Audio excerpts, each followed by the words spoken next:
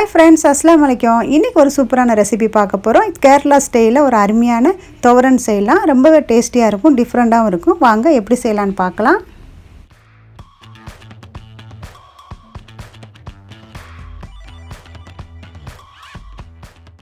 இப்போ இதுக்கு தேவையான பொருட்கள் 200 கிராம் கேரட்டும் 200 கிராம் பீன்ஸும் எடுத்து நல்ல பொடிசாக கட் பண்ணி எடுத்து வச்சுருக்கேன். உங்களுக்கு எது கூட குறைய வேணுமோ அதுக்கேற்ற மாதிரி நீங்கள் சேர்த்துக்கோங்க.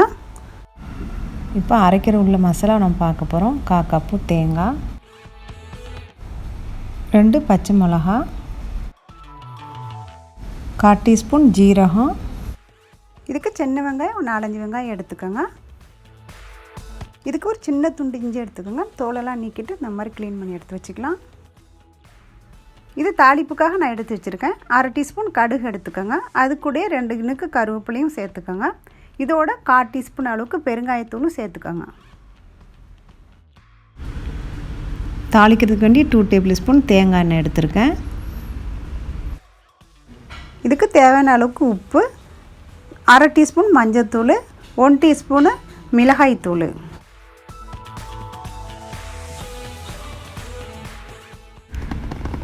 இப்போ எடுத்து வச்சுருந்த தேங்காய், பச்சை மிளகா, பொடி வெங்காயம், இஞ்சி, ஜீரகம் எல்லாத்தையும் மிக்ஸி ஜாரில் போட்டு ஒரு 5 பல்ஸ் வச்சு அரைச்சி எடுத்துக்கிறேன்.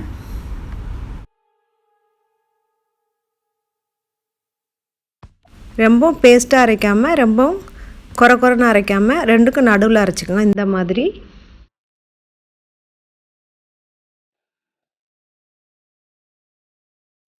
இப்போ ஒரு கடாய் வச்சுக்கலாம். வச்சுட்டு கொஞ்சம் ஒரே ஒரு டீஸ்பூன் எண்ணெய் மட்டும் ஊற்றி நம்ம இந்த காயெல்லாம் ஃபஸ்ட்டு வதக்கிக்கலாம்.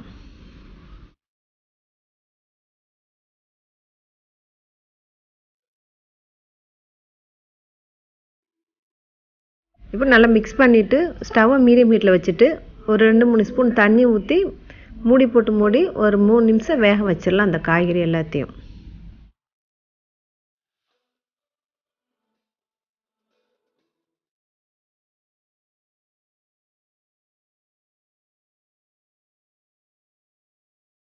இப்போ ஓப்பன் பண்ணி பார்க்கலாம். காய் இப்போ நல்லா வெந்துருச்சு. மிளகாய்த்தூள், மஞ்சத்தூள்,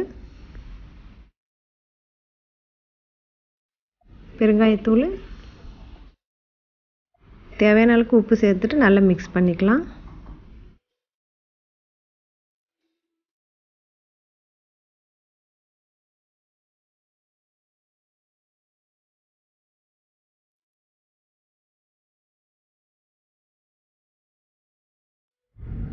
மசாலா போட்ட பிறகு நல்லா மிக்ஸ் பண்ணி விட்டுட்டு ஒரு 1/2 நிமிஷம் மட்டும் நான் மூடி வைக்கிறேன். மூடி போட்டு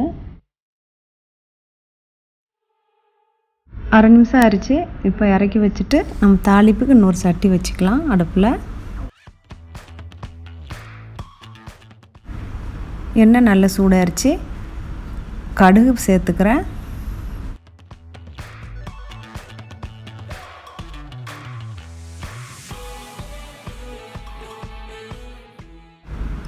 கடுகு நல்லா பொரிஞ்சிருச்சு. இப்போ கருவேப்பிலை போட்டுக்கிறேன்.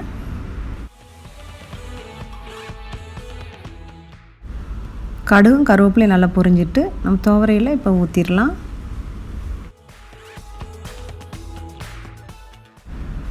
நான் நல்லா மிக்ஸ் பண்ணி விட்டுறேன். மிக்ஸ் பண்ணி விட்டுட்டு மூடி வச்சுக்கிறேன். அப்போ இந்த வாசம் எல்லாம் உள்ளக்க அந்த காய்கறியில் இறங்கிரும். அப்போ வாசமாக இருக்கும் சாப்பிட்றதுக்கு. கொஞ்சம் நேரம் மூடி வச்சுக்கலாம்.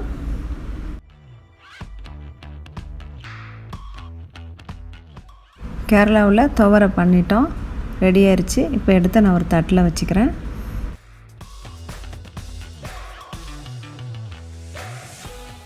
இந்த ரெசிபி உங்களுக்கு பிடிச்சிருந்துச்சுன்னா லைக் பண்ணுங்கள், ஷேர் பண்ணுங்கள், சப்ஸ்கிரைப் பண்ணுங்கள். தேங்க்ஸ் ஃபார் வாட்சிங் ஃப்ரெண்ட்ஸ்.